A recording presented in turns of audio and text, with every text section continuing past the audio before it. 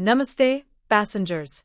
Welcome to Cab Chronicles, where the meter runs faster than my jokes. Buckle up, not just for safety, but because my humor might make you jump.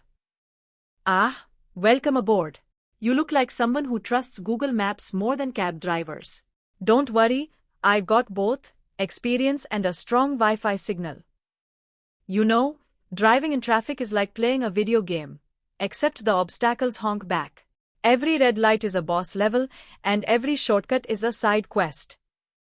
See, I don't just drive, I deliver entertainment. My cab is basically Netflix on wheels, minus the subscription fee. Last week, a passenger asked if I accept crypto. I said, only if it can buy samosas. He laughed, but I was serious. Samosas are the real currency of happiness.